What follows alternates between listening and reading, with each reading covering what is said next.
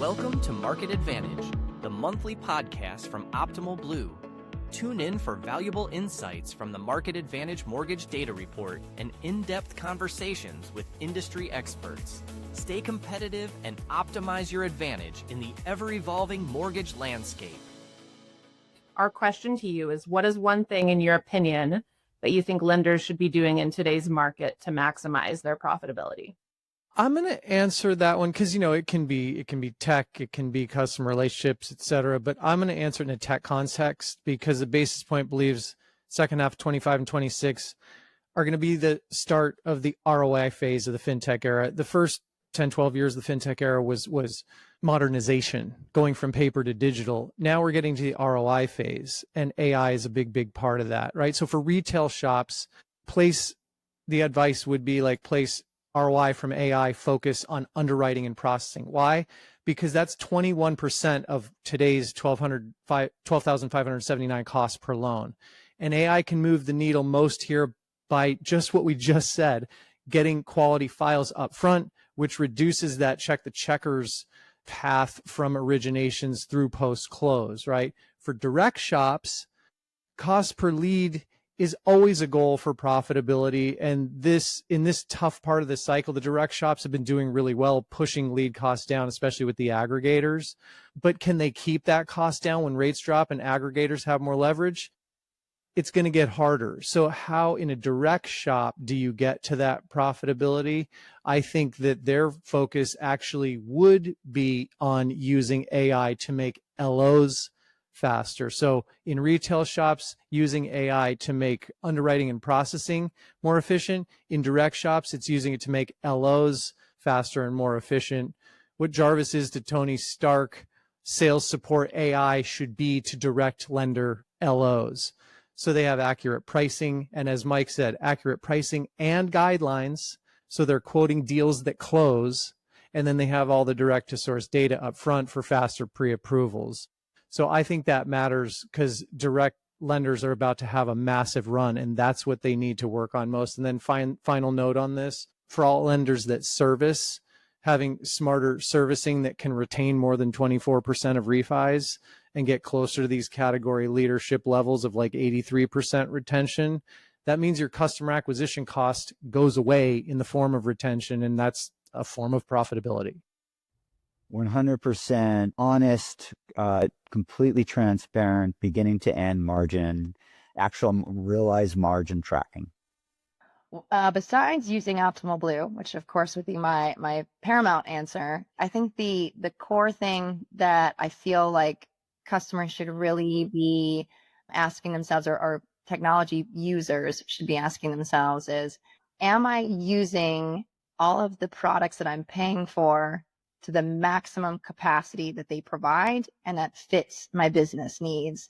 And those should be strategic conversations that they're having with every provider that they support.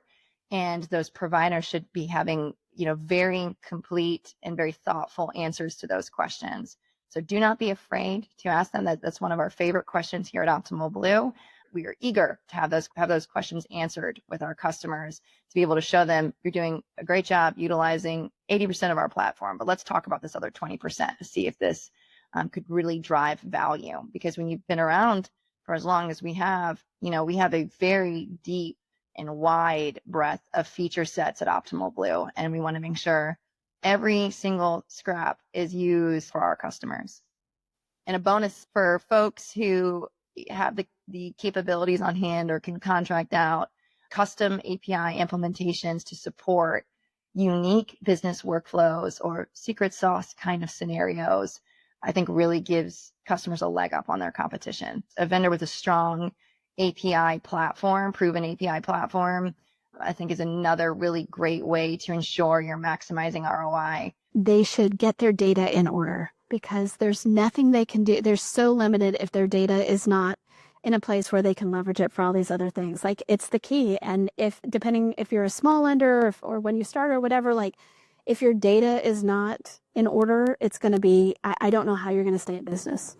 The biggest thing that you can do to maximize your profitability is increase your client retention, right? So you've got this amazing database that you've worked so hard for, and so many people, most people don't even pay any attention to it. If I was to give you one piece of advice in terms of how to increase your profitability, is become a master at communicating with your database of clients, right? That you've already done business with, that already know, like, and trust you, that have familiarity with you. Like, so many people spend so much time just trying to go out and add new partners, new relationships, find new clients. Whereas, like, you've got maybe hundreds, thousands of people there that already kind of are watching you, know you, like you, trust you, that you're ignoring, right? And so don't ignore those people.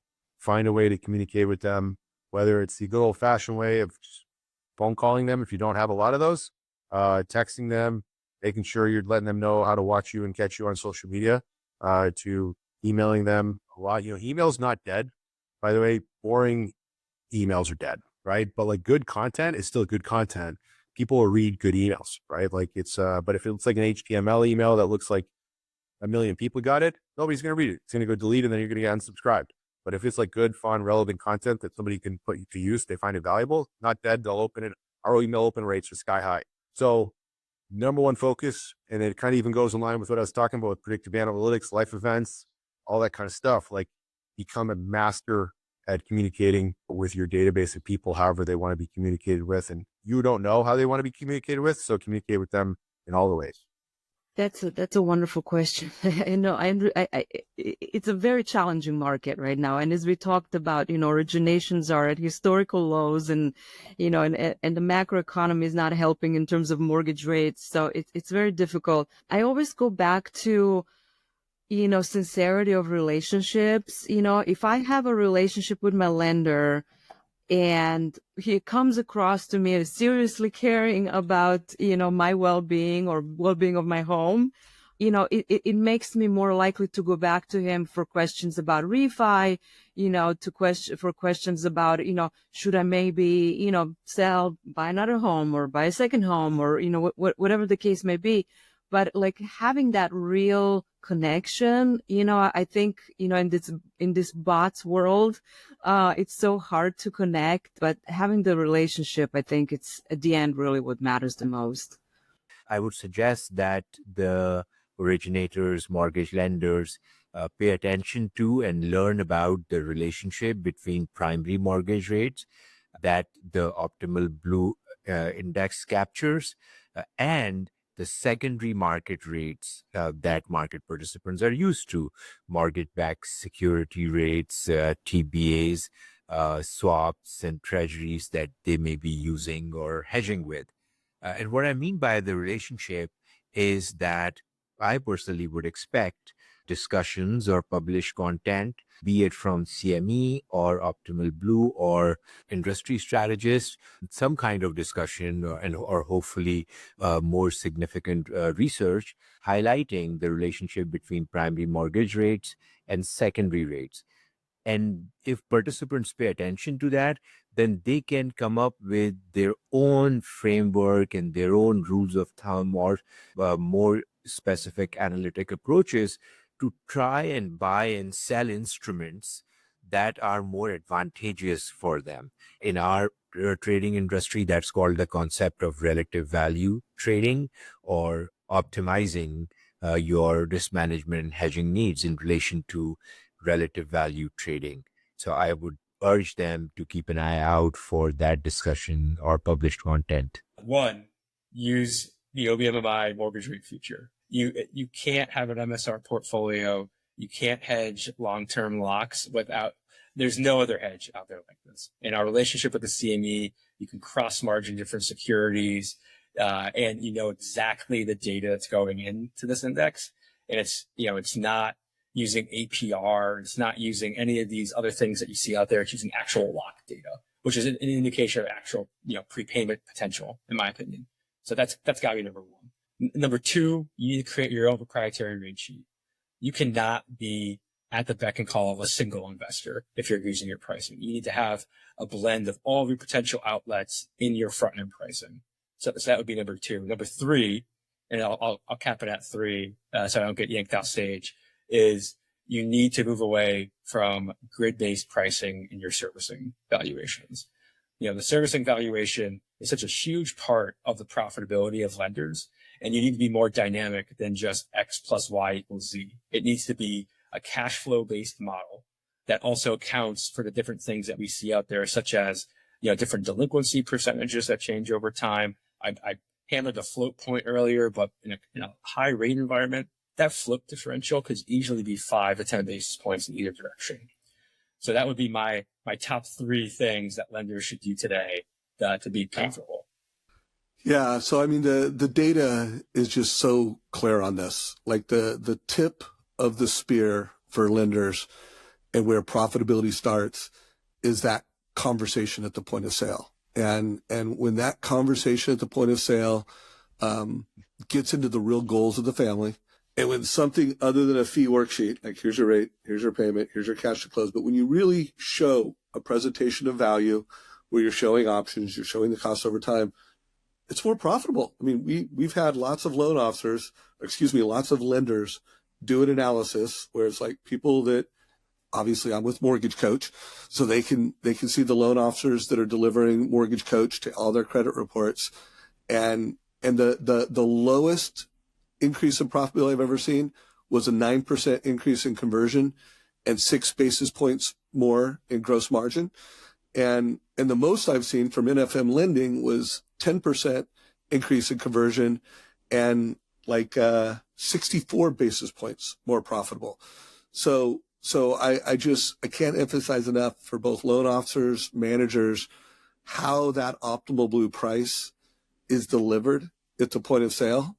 It matters. And it all really just comes down to training and leadership, so I'm always pushing, anybody listening to this, you're a head of production, you're on that. The MVP is your producing managers. Producing branch managers is where the change takes place. So I'm always pushing, if you could get your producing branch managers to lead by example and then get your producing branch managers to start delivering beautiful, accurate, compliant, optimal blue pricing, but deliver that where it's highly localized, highly personalized, and it's helping the family make a better lifetime decision. Guys, profitability is waiting for you. You could be having higher conversion rates and you could be having higher gross margins. The data is the data. I'm going to answer that question specific to generative AI because there are many ways you can do that especially if you're a lender using Optimal Blue. And of course, I'm biased, being with Optimal Blue. But specific to generative AI, I think you have to know where you are in that hype cycle, right? And if you are at the very beginning, you'd have to know that you're going to invest some time and money in training and building that center of excellence. And as I mentioned in the presentation, the good news for those that have not started with generative AI is they can basically go from number 1 to number 4, meaning skip the peak of inflated expectations and skip the disillusionment and the disappointment and go to the slope of enlightenment. So you can skip those by learning from the rest of us. And of course, all the blogs and posts that you see on LinkedIn and other media. But that's what I would think, that if you are beginning with that, you can learn from others. But if you're doing a proof of concept, you can certainly make it a very low resource one, with 1 or 2 people, and, really stay up to speed with what's coming out. There are a lot of tools. Unfortunately, there's so many, right, that you have to filter out what is good and what's bad. So that's where kind of the center of excellence becomes important, because you have to have a team that is dedicated. It could be one person, right, that is dedicated to identifying what is a good tool or what's a good LLM for my use case and for my company. So I answered that specific to generative AI. That's how I think you can maximize your profitability on using it. And of course, like I said earlier, I mean, our business as technology providers is to invest in technology, is to invest in generative AI. Our center of excellence is going to be much bigger than the center of excellence of a lender whose business is really to generate and make loans, but rely on Optimal Blue to be that technology provider and stay up ahead of of innovation and generative AI. So you can always, look to Optimal Blue for using, generative AI and advanced technology to maximize your profitability. So I'm going to break the rule. You said one thing, but I think there are two things or two half things that have been important. One has absolutely been technology and process related. So as you know, we came off of 2 really lean years for originations, and lots of lenders were forced to really streamline how they ran their business and streamline their processes and their operations. Some of it was to use technology. Some of it was to use technology better. Some of it was to just really stick to what you have to do to get that loan done or to get the new business. So that leaning out was one big thing. And again, using technology tools where necessary. But I think the second part of that is we're hearing anecdotes that it still is a huge financial decision for lots of people, whether it's a refi or a purchase.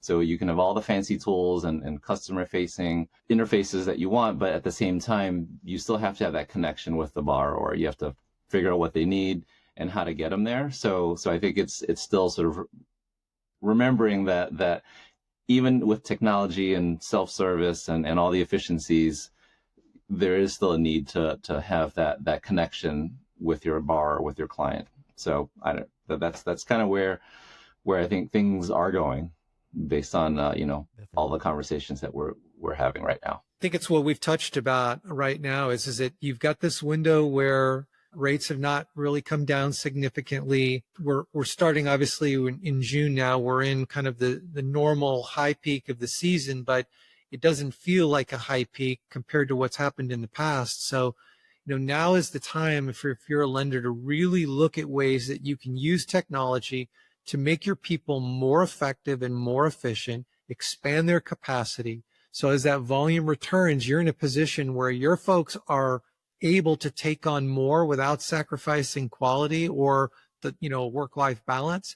So that way you can grow your business and scale your business without having to do it through people. And that falls directly to your bottom line as a lender. So that would be the number one thing I would stress right now.